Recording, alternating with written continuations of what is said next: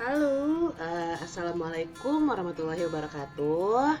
Ketemu lagi teman-teman di perkuliahan dan pembelajaran statistik multivariat. Kali ini kita masuk ke modul 3 ya, kalau di buku teman-teman tentang statistik deskriptif. Oke, minggu lalu kita udah banyak ya belajar tentang cara membuat variabel, membuat label, coding, kemudian menginputkan data. Nah, di pelajaran minggu lalu itu belum ada artinya ya teman-teman kalau datanya itu masih mentah. Karena kalau data yang masih mentah dan belum diolah itu belum ada memberikan makna atau memberikan arti ya. Nah, jadi di pertemuan kali ini kita akan mencoba nih untuk mengolah data sedemikian rupa sehingga data tersebut memberikan manfaat atau memberikan adanya suatu output ya bagi penggunanya nanti untuk digunakan. Jadi kayak gitu teman-teman. Nah, jadi di pelajaran statistik deskriptif ini banyak sekali bisa kita gunakan nantinya. Itu misalnya seperti kalian kalau lagi melakukan penelitian mungkin, atau dari tugas skripsi ya, nanti di tugas akhir kalian ada skripsi, kalian akan sangat membutuhkan statistik deskriptif ini. Jadi banyak banget gunanya dalam keilmuan. Nah, pada pertemuan kali ini kita akan belajar tentang mendeskripsikan variabel. Jadi ada 3 nih sub pokok yang akan kita bahas. Yang pertama, kita akan mendeskripsikan variabel dengan tabel distribusi frekuensi. Kemudian juga kita akan mendeskripsikan variabel dengan tabulasi silang atau cross step. Dan yang terakhir, kita akan mendeskripsikan variabel dengan grafik atau histogram. Oke teman-teman, jadi pastikan ya mengikuti pelajaran kali ini. Nah, kalau misalnya udah, biar nggak berlama-lama, yuk coba buka stata masing-masing. Stata 12-nya udah oke. Kita akan bermain dengan file yang udah Ibu share di WA tadi ya, atau kalian download di portal. Jadi kalian pastikan kalau datanya itu udah disimpan ke laptopnya ya. Nah, kalau Ibu nyimpannya di sini nih, di bagian kelas statistik multivariat ya. Nama datanya yang kita gunakan adalah data IQ. Masih data yang minggu lalu ya, cuma di minggu lalu itu kita baru menginputkan atau melihat data mentah ya, belum kita olah. Jadi tinggal double klik ya teman-teman. Kalau udah ketemu di mana penyimpanannya, kita buka data IQ-nya. Oke, kalau udah silakan buka, dia akan muncul ya di statanya. Kemudian yang ini ditutup aja ya, di close. Oke, ini ya udah muncul. Kita selalu ya kalau mau melihat data kembali ke data editor. Oke, klik data editor di bagian menu kalian. Dia akan muncul data ini ya teman-teman. Jadi ada IQ, gender, sama rentang IQ. Oke, nah coba lihat data kita sampai ke bawah ada 128. Jadi pada pelajaran kali ini kita akan mencoba nih untuk mendeskripsikan mendistribusikan frekuensinya gender ya teman-teman. Jadi kita akan melihat gimana sih distribusi frekuensi dari gender. Oke, kita nggak tahu kan berapa jumlah gender di sini, kita belum tahu. Yuk kita coba olah. Ini kan dari 128, berapa yang laki-laki, perempuan kita belum tahu. Kita tinggal klik ya kembali ke menu utama stata untuk mengolah datanya. Oke, yang gender ya, kita akan mencari yang gender. Nah, kemudian kalian lihat ada statistik ya, di menu statistik yang file edit data, grafik statistik, tinggal kalian klik, pilih summaries, table and test, kemudian pilih yang kedua ya, yang tables, dan kemudian kalian pilih yang one way tables. Kalau udah, klik aja. Oke, kalau udah diklik, nanti dia akan muncul kotakan biasa ya, seperti yang terlihat di layar ini. Masih dalam proses ya teman-teman. Oke, nah di sini ada categorical variable ya. Tadi kita mau melihat distribusi frekuensinya gender. Tinggal kita pilih yang gender. Oke, kalau udah klik gender. Nah, dia udah terpilih, yang lain kita abaikan aja teman-teman. Oke ya. Kalau udah pas seperti ini, tinggal oke, klik oke. Nah, hasilnya akan muncul di stata result ya yang di tengah. Nah, ternyata dari 128 nih responden atau data atau orang yang udah kita teliti tadi, ternyata jumlah responden laki-laki kita ada 64 orang. Oke, dan perempuan juga segitu ya, ternyata 64 orang. Jadi kalau kita persenkan itu sama ya, 50-50 ya teman-teman. Jadi 50%, 50%. Jadi itu ya untuk gender ternyata jumlahnya sama. atau sama-sama 50%. Pastikan ya jumlah datanya sama dengan jumlah data yang ada tadi. Ini sama ya, 128. Oke. Nah, ini untuk gender. Sekarang kita mau coba lagi nih, gimana kalau untuk yang rentang IQ. Langkahnya sama, summary table and test, pilih table sama one way tables. Oke. Kalau udah klik kayak tadi. Oke, kalau udah kita akan merubah di sini yang categorical variable. Nah, tadi gender ya. Sekarang kita mau lihat rentang IQ. Gimana pula dengan rentang IQ-nya? Kalau udah yang lain abaikan, klik OK. Nah, ternyata dari rentang IQ dulu yang pas kita belajar minggu kemarin itu ada 6 ya kategorinya ya. Ternyata yang kepakai itu cuma 3 teman-teman setelah kita olah datanya, setelah kita lihat distribusi frekuensinya. Nah, kalian bisa lihat ternyata yang paling tinggi rentang IQ-nya berapa?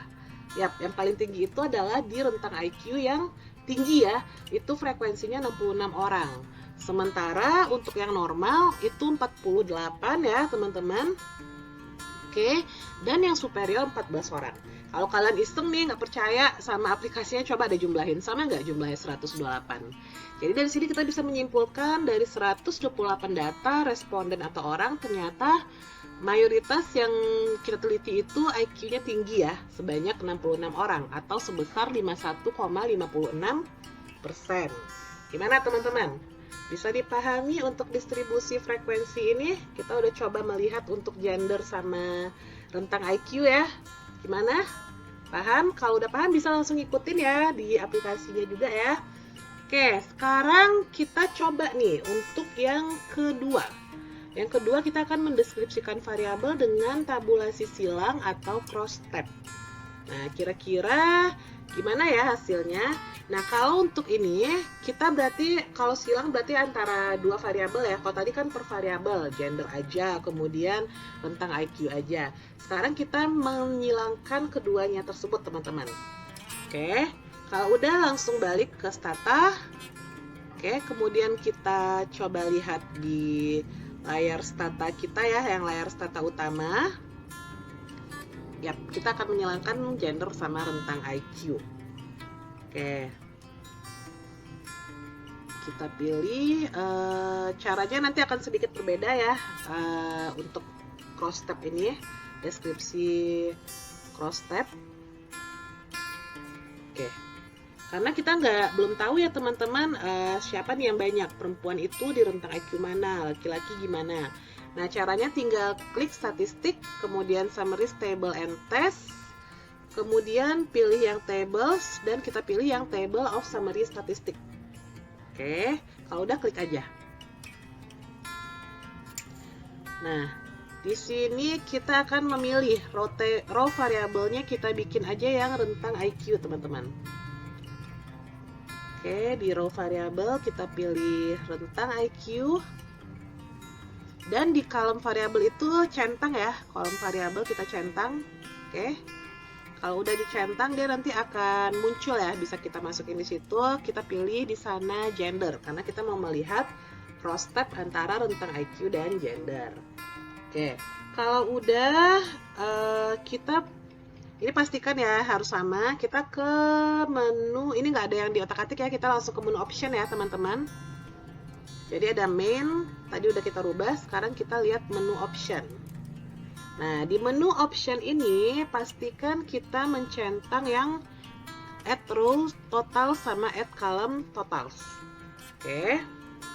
Kalau udah, oke, pastikan udah sama. Kalau udah kita langsung ngeklik yang di bawah aja ya, kita langsung klik OK. Nah, oke, muncul ya teman-teman. Inilah hasil cross step antara rentang IQ dan gender. Oke, kira-kira apa yang bisa kalian tangkap di situ dari data? Jadi kita bisa lihat nih, ternyata gender yang laki-laki itu mayoritas rentang IQ-nya di mana? Coba kalian simpulkan.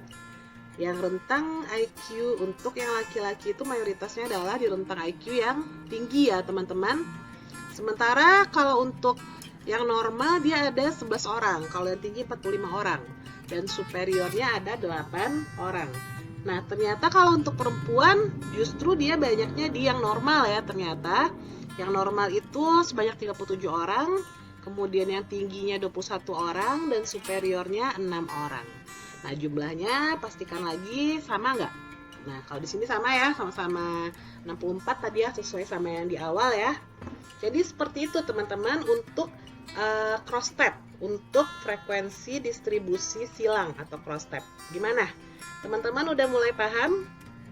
Bisa nyobain? Bisa mengartikan atau membuat deskripsi seperti yang tadi Ibu jelaskan? Nah, jadi ini untuk dua variabel ya. Kalau yang tadi pas di awal kita baru untuk per variabel, kayak gender, kemudian tentang IQ. Sekarang kita mencoba untuk menyilangkan. Oke. Nah, jadi kayak gitu ya. Jadi udah dua nih yang kita bahas, tabel distribusi frekuensi sama tabulasi silang. Oke, sekarang kita masuk ke yang ketiga teman-teman. Kita akan belajar tentang grafik dan histogram. Kalau grafik histogram berarti kebayang ya, nanti yang muncul itu datanya berupa gambar, grafik, dan histogram. Jadi nggak berupa tabel kayak tadi ya teman-teman. Nah, gimana caranya? Nah, kita cobain ya di statanya. Oke, masih dari data yang tadi, kita kembali ke layar utama stata. Kita pilih grafik ya teman-teman untuk melihat histogram. Kemudian ambil yang histogram, grafik histogram. Oke. Kemudian kita tunggu dulu ya, dia lagi proses. Kalau udah muncul boxnya ini, variabelnya kita pilih IQ. Coba kita pilih IQ ya teman-teman. Oke. Nah, kalau udah data are continuous-nya udah sesuai. Oke. Kemudian untuk bagian yang y-axis, lihat ya, yang y-axis itu yang bits-nya udah sesuai ya, nggak ada yang otak-atik. Kemudian yang y-axis-nya pilih yang frekuensi. Jadi kita pilih yang ketiga, frekuensi. Kemudian jangan lupa mencentang yang add hey labels to bars. Jadi yang di bawah y-axis itu ya kita centang, pastikan, dan klik aja OK. Oke, kalau udah tinggal klik OK. Pastikan semuanya sama ya, sama yang di buku atau dengan yang di video tutorial ini ya teman-teman. Tinggal kita klik OK. Oke. Nah, jadi dia di sini nanti dia akan agak sedikit lama ya teman-teman, karena dia hasilnya akan muncul di lembaran kerja yang berbeda. Jadi kita tungguin dulu aja ya untuk histogram sama grafik yang akan muncul. Oke. Dia butuh proses soalnya, dia agak makan waktu lama sampai muncul. Frekuensi, oke.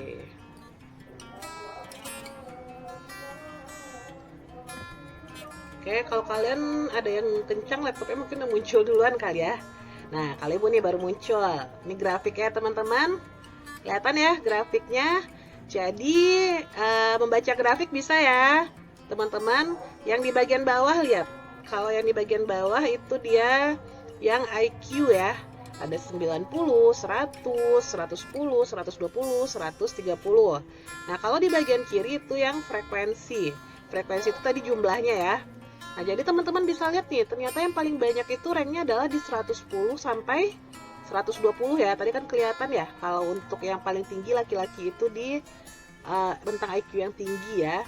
Nah, yang paling sedikit tuh ada di rentang IQ yang 130, yang superior. Yang di atas 130 nggak ada ya, yang jenius nggak ada. Oke, jadi kayak gitu ya teman-teman, bisa ya ngebacanya? Gimana? Ada pertanyaan nggak? Masih bingung nggak? Kalau ngeliat gambar sebenarnya lebih enak ya daripada ini ya. Gimana? Ada pertanyaan? Oke. Nah, nanti kalau misalnya ini kita diskusi ya di kelas. Jadi materi hari ini seperti itu. Nanti kalian coba buat tugas dari model keputusan. Nanti kita coba latihan ya di kelas. Nanti kita akan ketemu lagi di Google Meet ya teman-teman. Nanti kita coba bikin latihan. Oke. Nah, sekarang tutup dulu aja nih. Kalau yang model keputusan kita coba buka ya sebentar. Ibu mau liatin sebentar. Jadi datanya banyak teman-teman. Jadi banyak banget hal-hal yang bisa kita simpulkan dari data ini. Kalau tadi kan cuma variabelnya cuma ada 3 ya. Kalau sekarang ini variabelnya banyak. Jadi banyak banget hal yang bisa kita bikin kesimpulannya. Oke teman-teman, sampai ketemu ya nanti di kelas. Pastikan kalian udah nonton dan tinggal praktek. Jadi di kelas nanti kita tinggal diskusi. Kemudian kita akan bikin latihan. Oke teman-teman, segitu dulu ya kelas hari ini. See you in the next meeting. Kemudian nanti kita ketemu di Google Meet ya. Jangan lupa like, subscribe, dan nyalakan loncengnya biar kalian bisa ngikutin perkuliahan atau materi selanjutnya yang Ibu share di sini. Wabillahi taufiq wal hidayah. Assalamualaikum warahmatullahi wabarakatuh teman-teman.